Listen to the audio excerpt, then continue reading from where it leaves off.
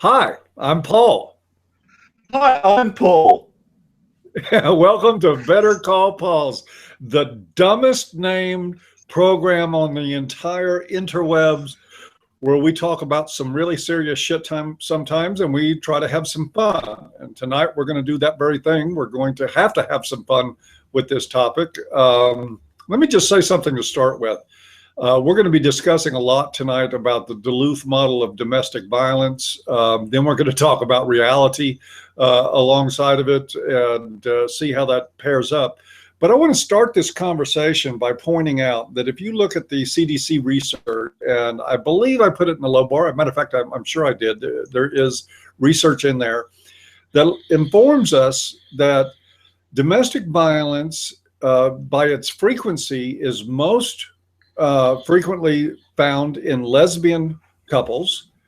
Next down on the ladder is heterosexual couples. And then the furthest down, the least violent situations are between gay men. So what that is saying very, very plainly is that the greatest predictor from the research that we have of whether or not there's going to be violence in a relationship is whether or not there's a woman there.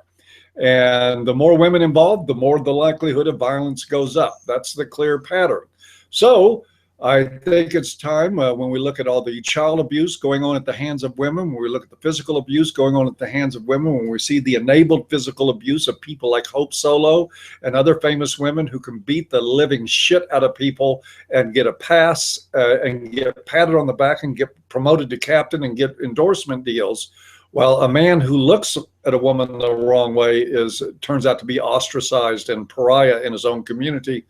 We need to look at toxic femininity, where they've been calling men toxic for years. They're saying there's an element of manhood that is masculine, and lots of recent articles, manhood needs to change. We need to do something about toxic masculinity. Every time there's a shooting, well, unless it's a Muslim woman that's leading the way, we have people talking about the need to address masculinity because, of course, being male results in mass murders. Well, it's looking like the evidence, Paul, and tell me if I'm wrong, is really beginning to point to a trend that the real problem with violence, especially in the family sense, comes from women. Yeah, there's a couple of interesting things that are happening there, Paul. One is if you look at child abuse, in particular child murder, and the statistics, and this isn't some phone survey bullshit. This is crime statistics in Australia. 50% of child murders are perpetrated by the biological mother, 25% by the biological father, and 25% by some other psychopath that the mother is hooked up with. The greatest by far of calls to family services for child neglect and abuse are from single mothers. All of these factors are completely ignored when we look at talking about domestic violence. The other interesting thing is with younger people the age of 18 to 24, the proportion of male to female victims is not what people would think. It is changing. There are more male victims than female victims in that age group. So you've got to think, where is this coming from? Well, Paul, have we failed to issue these young men their patriarchy membership cards? What's gone wrong there? How come there's more male victims than women? I think when you're talking about toxic femininity, you've really got to talk about toxic feminism. Just as I don't think there is such a thing as toxic masculinity, I don't think there's anything innately evil or nasty about women, but feminism certainly is an incredibly bigoted ideological creed of hatred, and it's come through that it's indoctrination that women are never responsible. Women can do whatever they want. They deserve this. They're entitled to this. They are always right. Anything that bad happens to them is because of patriarchy. And you've got to get back to this idea of patriarchy when someone says that they're a feminist, because feminism at its roots is about their belief in the patriarchy. And so when you have women being told throughout their younger lives and later in life that they can do no wrong, it becomes a breeding ground for things like borderline personality disorder, narcissism, They always have a free pass. Even when they perpetrate domestic violence, the first thing that people would say, well, they must have been abused by the man first. It's so absolutely ridiculous. Instead of looking at a crime dispassionately and looking at the evidence, what were the factors in the crime, the whole judicial system, the police system, the domestic violence support system all comes from the completely biased feminist point of view from the Duluth model that men are never, ever the victim. You know, and I better clarify at this point too. Of course, my reference to toxic femininity is tongue in cheek. I'm sure Paul understood that. I want to make sure everybody else does. I don't want to embark down a path of ideological, unscientific study of problems and decide, okay, well, femininity is the problem. I mean, that to me is a joke from the outset. Somebody would have to bring me a wheelbarrow full of the most convincing evidence in the world to demonstrate that there's a problem with femininity itself. One of the things that I think is going on is just what Paul alluded to here, is that we are teaching women, and there is a problem with women in this culture. Let me say it loud and clear, and every quote miner can quote me on this. We have a problem with women in modern culture, a big problem, because we have socialized them to be borderline narcissistic, unaccountable slugs and deadweights on society itself. We are not calling them on their behavior. We rescue women. Doesn't matter if they throw babies in a dumpster. Doesn't matter if they beat their kid within an inch of its life. It doesn't matter if they run around telling young boys in schools, which they're doing right now, that there's something innately wrong with them. We stand by and let that stuff pass. So, I mean, that is not a critique of women. That's a critique of our culture, because men are participating in this. They're standing by, allowing it to happen, and in many cases, engaging with the women and doing the same thing that they are. But we do have a problem with this, and I think to really understand it, maybe, Paul, you and I can talk some about the Duluth model and where that comes from. I've got something to say, and then I'll turn it over to you, because I know you have Duluth's wheel of death with you. But the Duluth model is predicated on the idea that domestic violence is explained only as an extension of traditional male power into the home. That it's a matter of patriarchy. Man's dominance in society is extended into the home, where he beats his wife and bloodies her nose because she forgot to wash off a butter knife when she was done using it, or because she didn't make a sandwich quick enough, or because she said something that was a little bit testy in his male domain. And of course, you know, there's guys like that. There is a minor fraction of the population, very minor, of guys, but we don't need to call them patriarchs. We can just call them abusive assholes, which is what they are. But most domestic violence, the number says, is initiated by women. A lot of it is mutual combat that women have initiated. A lot of it is one-directional violence, unidirectional, that women perpetrate, and it ends with them doing that. But Paul, you've got what they call their wheel with you. How are they explaining that this is, despite all the research, that they have a model that basically says that it's only men doing it to only women? Well, I'm not sure they can explain it very well, actually. But what you've just said, a normal, rational person would think, no, that sounds like radical feminism. That sounds like, you know, feminazi. That sounds extreme. Feminism really isn't like that. And I'd like to encourage anyone watching to go and Google search their local domestic violence help center or shelter. I've got to thank a couple of weeks ago, we've had White Ribbon Day in Australia, and there were 4 days of appalling programming on the ABC, our national broadcaster here. And there was a forum during about 6 hours of programming in total. There was one question that someone raised, well, there's figures showing that 1 in 3 victims. What does the panel think about that? And I knew they would minimize it, but I didn't think it would be that bad. That one guy, the social services minister, said it doesn't exist. It was just, and I thought, well, why is this? So I went around to domestic violence agencies in Australia, and I tell you, you look at a website like this, and you could do this in America. You could do this. What you're looking for is, as soon as you see something like that, you know men are in trouble. It is the number one way that the domestic violence is treated. It's how police are trained, and it's why a man who is a victim of domestic violence, my heart goes out to them, because they are on the back foot, because somewhere along the line they're going to be accused of being the perpetrator, and it's their fault. And what this barking mad thing says, and you can read it, it mentions patriarchy. It says the only cause of violence is a man not wanting to relinquish his patriarchal power. That is the only cause. If a woman, if you're a man victim and you go to one of these agencies looking for help, you look on their website, it will say, no, women only use violence when they're fighting against oppression. That's it. So you're lost.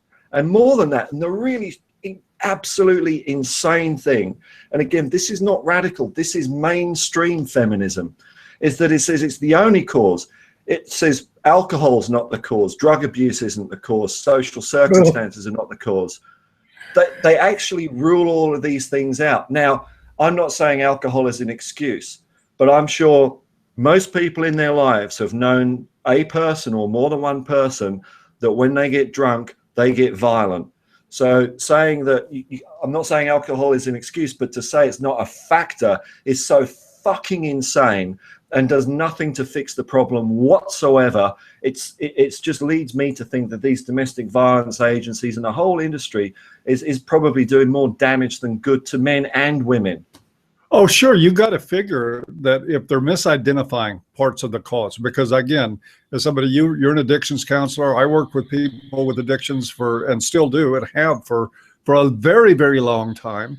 And I can tell you with a certainty that people who have a problem with alcoholism are very often more prone to violence and loss in control. As a matter of fact, one of the hallmarks of alcohol itself is disinhibition. And it's not just sexual disinhibition or verbal or speaking disinhibition like you get with a loudmouth drunk.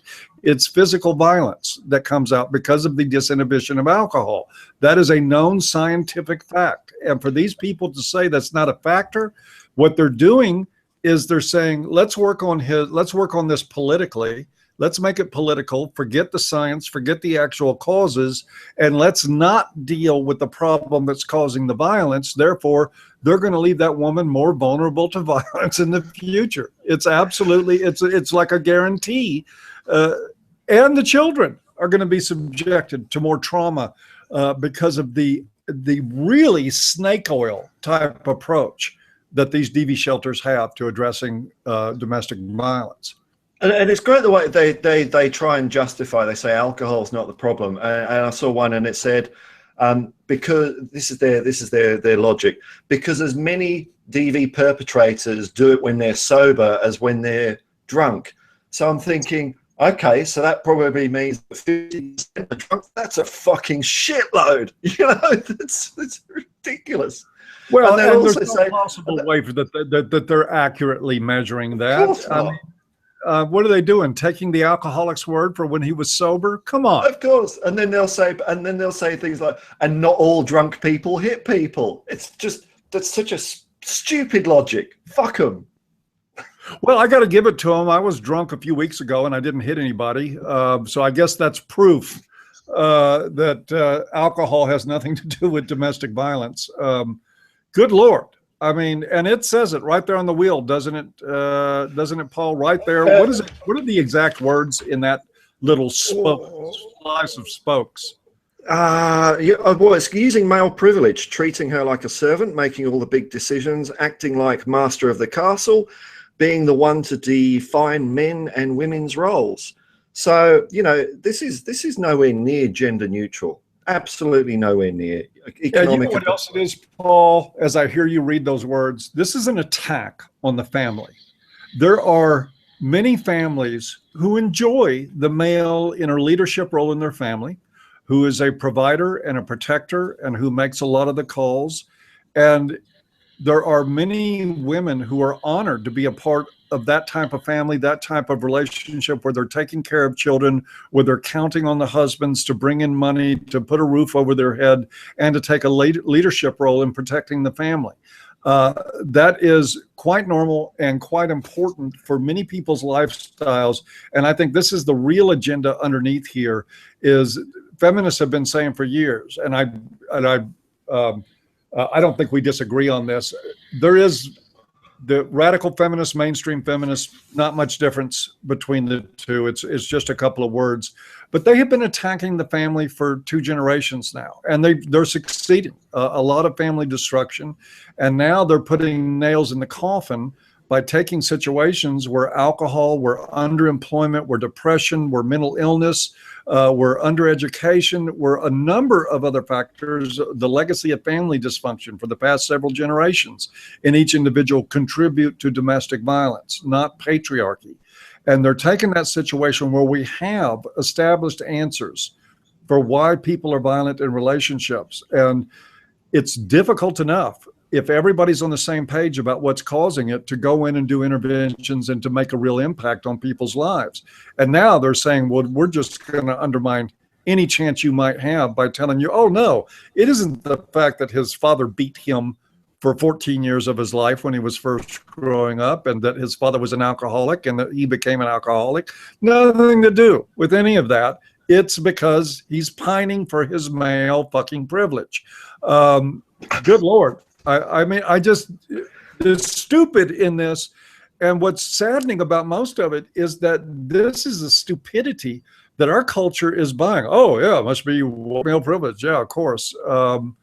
But it doesn't go back to explaining why the most common incidents of violence in terms of intimate partner violence come from lesbians. And this is the interesting thing where, you know, I think Duluth is probably, well, I don't know, but it might go through the stages of like early Christianity where, you know, the earth was at the center of the universe, and as more observations were made, the models to take that, they had to become more and more complicated, and until the point where they're just obviously stupid, and the earth just goes around the sun and the sun goes around. And so when you're talking about things like DV and same-sex relationships, which yeah, you're right, according to the statistics. Actually, on that, Paul, is it's very interesting the way that that's reported. This is the thing you have to watch with feminists. They will take statistics even if it's from a reliable source, and what they'll do is they'll either tell you half the statistics, or they'll clump them up in a way to make it a bit more palatable for their ideology. So I've seen the way that report you mentioned has been disseminated in the press, and they'll say at best the rates of DV in homosexual relationships is about the same as it is in heterosexual relationships. And it's always a good idea whenever you see anything like this is to go to the source material and find, one, is it reliable? Is it something that stands up? And find out a bit more of the breakdown, because when you look at the breakdown, yes, that is quite true, but it is a fact that DV is so much higher in lesbian relationships than it is in gay men relationships. So what is the problem? And so Duluth starts instantly falling apart. You cannot have a patriarchy when you've got in a lesbian relationship. Well, I don't think you can, you know. And so this is where they start trying to wedge in other things, so that most of the DV sites will have one line saying, it's probably due to society oppression, and that's it. Yeah, that sounds right. Yeah, it's oppression. Yeah, when, you know, avoiding, it's probably just two people that are being a bit cunts to each other, you know, or all sorts of reasons. But it's, society's oppression ties in a bit with patriarchy. But if Duluth was true, there should be no DV in lesbian relationships. There should be no DV in gay men relationships. And it's when you get into, you understand the mindset of feminism. They actually believe this patriarchy. So when you say to them, what about the male victims of domestic violence? Because it does not fit in with their ideology, You can throw any statistics at them whatsoever, and they will always reject them and say it doesn't happen. They'll just close their eyes and walk away. Yep. I'm going to go back for a moment to the point that you were making about the research and how that's distorted. One of the things you can do is you can Google Murray Strauss, A Voice for Men, DV research, and you will come across his paper where he outlines the 7 different ways that feminists distort and twist research and the way that they bully other academicians who reach findings in their research that aren't consistent with the feminist narrative. But let's take, for example, and this is a real good one. In 2007, the American Association for University Women, the AAUW, did a study on the wage gap. And in the executive summary of that, they concluded that women made 77 cents on the dollar to men. That was what got thrown out to the press. That got repeated over and over again. But if you go into the same exact study and get past the executive summary, and you go actually past the abstract into the body of the research, what you will see was that when they factor weighed for education, experience, number of hours worked, length of time on the job, and other factors that imply dedication to the work, that the wage gap disappeared, and in fact pointed out in that engineers, new graduate engineers in the United States, women average $500 a year more in income than men, which the AAUW called a great victory for equality. So what they were saying is that if there is a wage gap that favors women, it's a great victory for equality. And if there's one that favors men, it's discrimination against women. But in the end, what they've done is they took that one soundbite, the 77 cents on the dollar, out of the executive study and misrepresented what the study was actually saying. The AAUW knows that. That's why they marketed it that way. They knew that all they had to do was release the soundbite. Dumbass mainstream media in the United States in particular, they don't ever research something. They just say, oh, here's a number. That sounds like it's good clickbait. Let's say it. And they go with it. But that is how research is distorted. Folks, women are more violent than men, period. That's the fact. They're more violent toward children. They're more violent toward their male partners. They're more violent toward their female partners by far than men are. Men, I would think, probably commit the greatest number of violent street crimes. I think I don't have research to prove it, but that'd be my guess, that's what we would find in them, and that's something that we should look at. But when it comes to intimate partner violence, men don't have anything on women, yet we're sitting by in a society that has identified men as the only acceptable perpetrator of a crime. And when you get into that, you're getting to what Paul was talking about earlier, the religiosity of feminism, the one true way. And sorry, but the skeptic in me says bullshit the moment that comes out of somebody's mouth. And look, the situation in Australia is probably the same in the US, Paul. There's if you look at government funding, there's a new package of $100 million going to aid women, female victims of domestic violence. Well, didn't you have something there, $100,000 of funding for their fucking pets? That's what I'm going to get onto, Paul. There is. Sorry, I didn't mean to steal your thunder there. There's zero funding for male violence victims, and this personally was very frustrating for me when I was a telephone counsellor for a suicide prevention service called Lifeline Australia, and Lifeline itself is a fantastic organisation. They're non-judgmental, non-gender specific about everything, you know.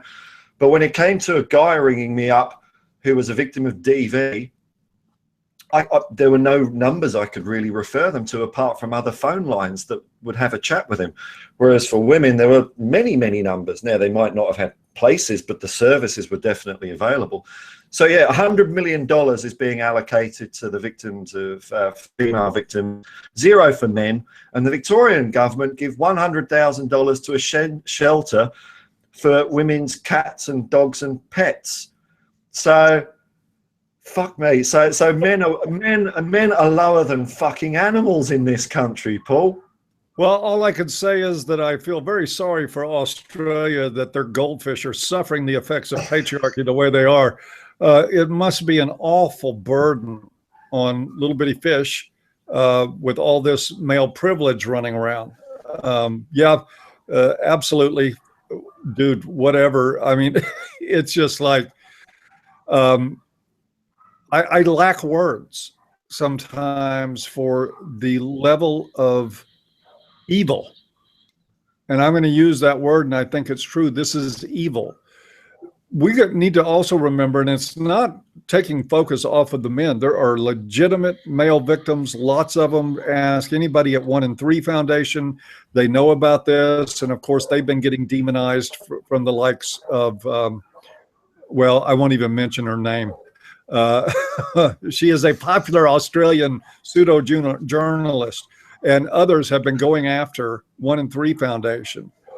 But it is an evil because remember, not only are there male victims, understand this and understand it really clearly. When you have a man with children in a relationship and the woman is abusive, say he's married to some cluster B from hell, he is likely going to be the only barrier between that woman and those children being abused. And then he has the dilemma of where do I go? If I leave and leave my children behind, she will be mad at me and eventually take it out on them. He knows it if she's not doing it already. If he takes them, she'll send the state after him saying he took my kids. No DV services there even recognize he exists. So that's what we have going on right now. You have guys that are having to stay in homes and be punching bags for abusive women in order to keep their kids from being abused, and in order to keep to forestall a situation where they're removed from the home, she's given full custody, and then all bloody hell is going to be unleashed on these kids. This is why it's evil. It's a pure, absolute evil that's going on. You have $100 million gender-specific money for domestic violence victims, zero for men, zero for men and their children, but we got $100,000 for somebody's fucking cat. Man, this is. I'd say the other evil part of feminism. The other evil part of feminism is the way that they co-opt other interest groups and bring them under their own. Come to us, we'll protect you under our umbrella. So I'm not sure of whether the founding movements of feminism that rose in the 60s were actually lesbians themselves. I don't know. I mean, the fact that most men wouldn't touch them with Caitlyn Jenner's cock doesn't mean that they're lesbians. It just means that they're probably, not that attractive. But so it's an easy thing. Oh, you did say that, didn't you? Well, but so they brought they brought lesbians into their fold, and what we're talking about, lesbian domestic violence. Again, I'm not saying that lesbians are violent or anything like that at all. They're just women that like other women, whatever. So they brought lesbians in, gays in, bis in, T's in, all the other letters of the alphabet, and they prey on people and try and make them victimized. They make them feel victimized as much as possible. Domestic violence victims, they make them feel victimized as possible. They talk about empowering people, but all they do is strip people's power away. And the interesting thing I think you can see sometimes where sections, and I can, if I take the example of gay men, where that's kind of more mainstream, it's more accepted. There's a lot of gay men that are saying, look, fuck off, you social justice warriors. You don't, I'm just a guy that likes cock. Why don't you just fuck off with your pink hair and polka dots? You don't talk for me, But they bring in these people. All feminism is in having a shit fight over whether they like transsexual people or not. They just cannot decide. But these are vulnerable people when they're going through these mental decisions and traumas. It's like, we're going to protect you, but they really, in the end, just want to fuck everyone up the arse except themselves. And that's exactly what we've been allowing them to do. And I say we, I'm just talking about this on a societal level. there's just not enough people that are willing to stand up to this and to do anything about it. And I also need to add to, a little bit off topic here, that I did a video recently, 7 deal breakers with women. Paul just reminded me that of number 8. If she has purple hair and a face full of fucking metal, just, you know, no, just fire up your electromagnet until it yanks her face off, and then run. She'll be busy trying to put her face back together. But yeah, you want to stay away from that. There is nothing else to feminism anymore other than victim mentality. That's all they've got. And they still got a largely ignorant society, a largely gynocentric society that still hops to anytime they perceive women in danger, jumps up and runs to the rescue without even thinking about what they're doing. And this is, look, this is costing kids their futures. What do you think happens to a kid when the abusiveness in their home is not intervened on? What do you think happens down the road when mom has beat the crap out of them, alienated them from their father? And if you look at the statistics on fatherless children, if you gave a damn about children at all, you would be in the street right now, outraged at what is happening to them being alienated from their fathers. These kids end up in prisons. These kids end up murdering people. They end up raping women and men. They end up in all kinds of trouble. The teen girls end up pregnant, on drugs, lives ruined before they ever get a chance to, mainly because nobody intervenes on dysfunctional, violent women. And nobody intervenes on behalf of the father that these kids so desperately need. They're so afraid of anything that resembles a traditional family, and such a absolute drive to destroy it, that it just goes on rampantly. It's going on right now. It's going on in Paul's country. It's going on in mine. It's going on in Canada. It's going on globally. It's starting to happen with alarm in India and other places like that. And here we sit talking about it on a YouTube channel. Well, others are getting $100 million in funding to perpetuate this evil on the culture that they are alleged to be helping.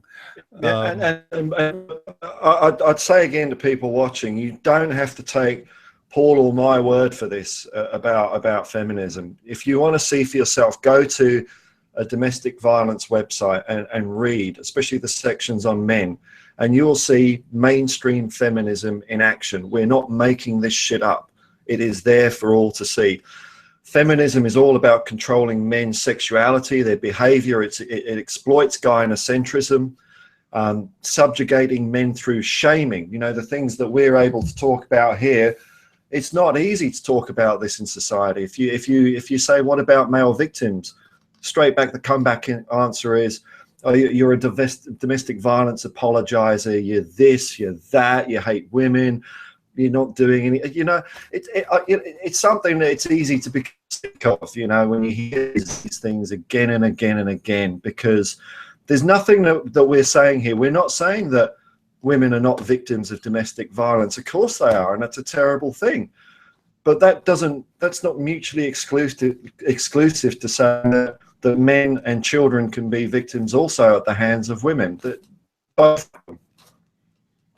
It is a terrible thing, but it's also no more terrible than it is when it happens to a man. The biggest part of this problem is still, no matter what, at any phase in life, we refuse to recognize that men are human beings. That is creating some problems. When you look at half the population like they're inhuman, and half the population like they're the cause of problems. And look, let's get it straight. Men solve a lot more problems than they create. You're watching this right now because of the actions of men. You have medicines for diseases now because of the actions of men. You have roofs over your head. You have running water that's clean and safe to drink. You have cool air in the summer and hot air in the winter that comes in and keeps you warm and cozy and safe. And your streets are patrolled by police that are 90% men. Men solve problems. They create safer societies. Do they come without problems? Yeah. No, they don't. They got problems with them, just like any other class of people, and stuff that is worthy of looking at. But when the agenda is abject demonization of an entire class of people and dehumanizing them, then you end up with real problems. Give you one quick example of this that Angry Harry wrote about from the 1970s, when gender feminists first started taking over the domestic violence industry that Aaron Pitsey more or less started, is that they started building shelters for battered women. In Detroit at that time, in I think it was 70, 71, the rate of spousal homicide was equal, just about equal. I think may have favored men a little bit more, but generally as many wives were killing husbands as husbands were killing wives. And they built a bunch of shelters, and guess what happened? The rates of women murdering their husbands dropped. Why? Because they had a place to go when things got really bad. It intervened in that cycle and got a lot of women out of those situations. And so now you have a lopsided distribution of homicides because men don't have a place to go. So they're doing what? They're continuing to kill their wives. This policy, this gendered policy, kills women. And the people that are furthering it don't care that it kills women. They actually like that, because here's how they make their money. They make it the same way that people do when they run TV commercials with abandoned little puppies on them. I mean, who can look at an abandoned little puppy that's malnourished and not want to feed it? I can't. I love dogs. And when I see those, I look away from some of those commercials. I've got 2 dogs, and it's all I can handle to take good care of them. And I would probably have my house full of dogs because I love them so much if I could do that. The thing is, I can't, so I look away. But this is what they do. They play on your heartstrings, and they know that a guy that's getting beat up, nobody gives a shit about. They know that there's no money in that.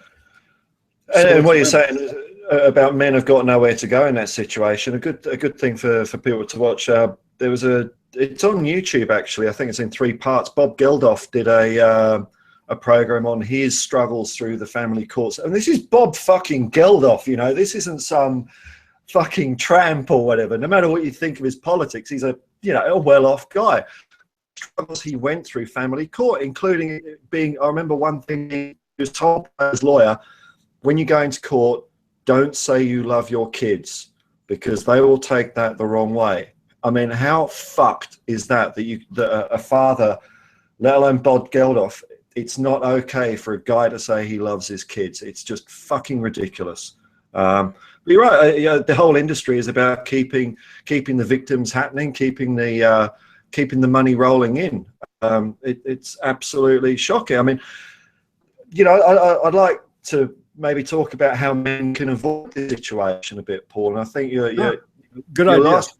Your last video, your 8 red flags. I think that's the start of it's the best way that men can avoid this situation, because once you're in this, there are so many things against you. We've talked about the police and the way DV is regarded, that men are the perpetrators all the time. So the best way you can deal with this as a man is to avoid it in the first place, and having a system of red flags and a solid core of your own principles, that if any one of them get violated, you've got self-esteem to kick that piece of pussy to the curb, and worried about getting another one. It's better to be alone.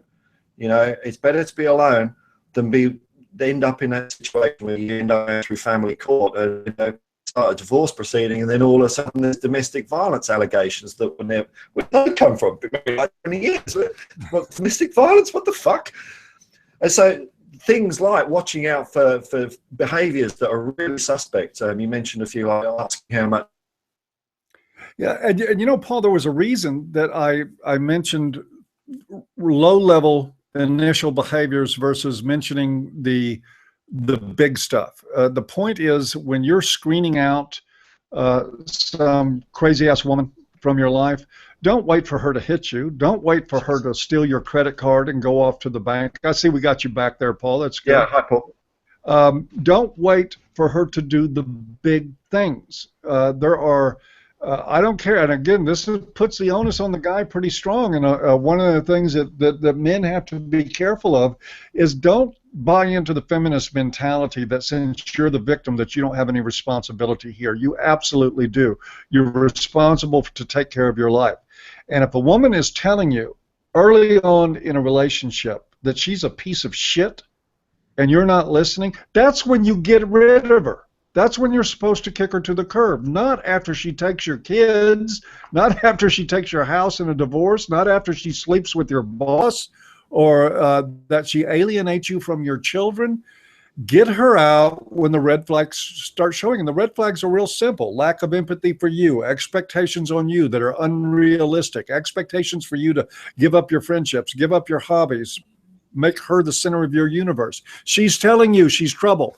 Right there, yep. Folks. She's announcing it with a brass band and big neon signs.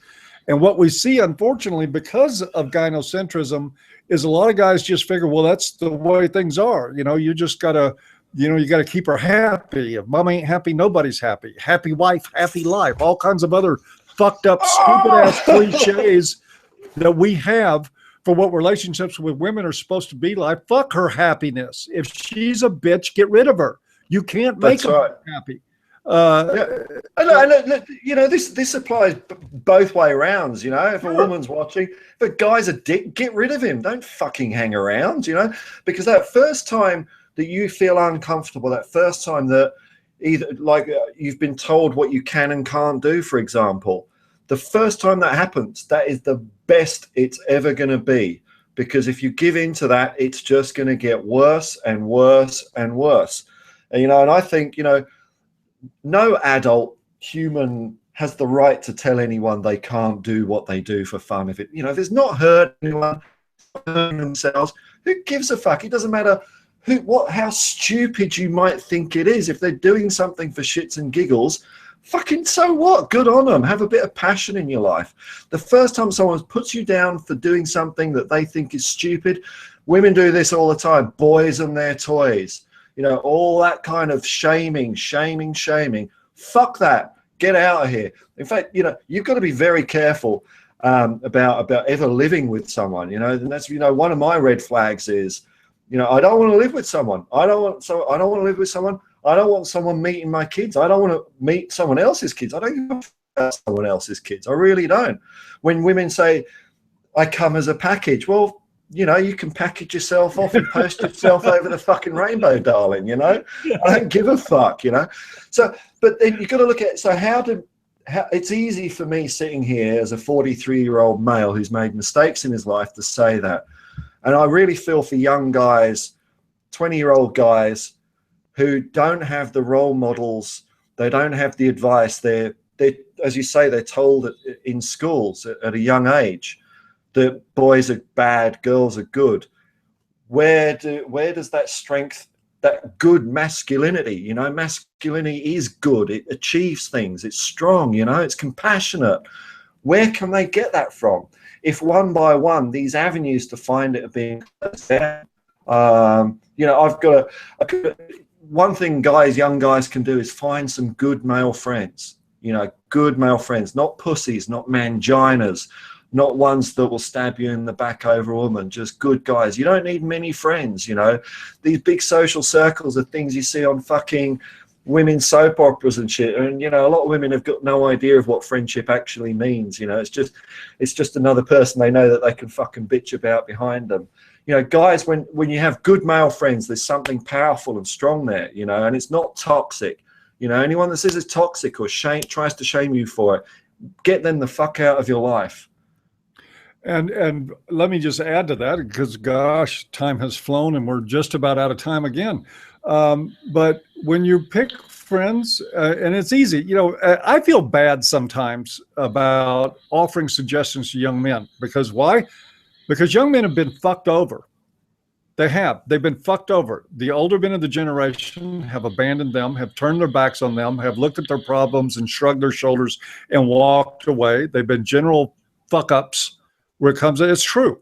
We have abandoned the young men of our culture and left them to their own devices in a really hostile environment, the places that our universities have become and everything else. So I say this, I'm going to give some advice, and I say it understanding that if I were 20 years old or 21 and some guy my age was giving advice, I'd say, yeah, whatever. And I'd go on about my own business because I wouldn't give a fuck, because I wouldn't trust anybody, because I haven't had any real positive male influence in my life. And that's an unfortunate thing. But friends, like Paul said, are really critical, really important. Male friends, not female friends, male friends that you can trust. And one of the first ways you can know whether or not you can trust another guy is how groveling and obsequious he is with pussy.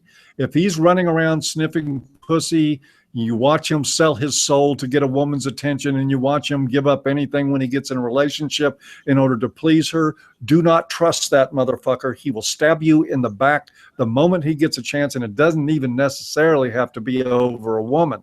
It'll be over anything, because he has no values. He has no honor. And picking a friend, young men finding friends with honor and values, very difficult job. But that's one of the things that will really help. Paul, you want to say anything before we wrap up tonight? Yeah, I think there's good things that guys can listen to. I think the YouTube channels like A Voice for Men or an Ear for Men. I prefer things with a bit of humor in them, because there's a few men's sites out there that have I get where they're coming from. Don't get me wrong. I don't disagree with what they're saying, but I find it quite negative sometimes. And I think, having a bit of humor or a bit of a lighter look about things are good. So, I'd suggest things like, I personally like Joe Rogan's podcast. I think he's a fairly level-headed guy. Some interesting guests. Don't always agree with him, but, he's a strong guy. The Tom Likas show, I always come back to that. Tom Likas, Blow Me Up, Tom. That guy has helped so many people out. They look to him as a father. Lots of great advice about building up yourself as a man. And if you want a bit of humor, there's a couple of idiots called Gary and Dino, GaryandDino.com. They also work with Tom Likas, but they're funny. They're funny guys that are just not, as you say, obsequious and kowtowing to fucking vaginas all the time. And if you need help, my website is supportforguys.com. That's supportforguys.com, all spelled out as one word, not the letter, not the number 4, but supportforguys.com. I am at anearformen.com. Also, if you'd like to help us keep the lights on here, there's a link to the Patreon page in the low bar there. But with that, we're going to be back next week. We started the show and then we had to take off a week for Turkey Day because I'm a disgusting American pig and I must have my holiday weekend to eat turkey. But we will be coming back regularly from this point on, covering a lot of topics. I hope you guys have enjoyed. And with that, we'll say see you next time. Take the red pill. Don't take any shit. Listen to yourself before you listen to anybody else. And if you're a feminist, we can help. But first, you have to accept the pain.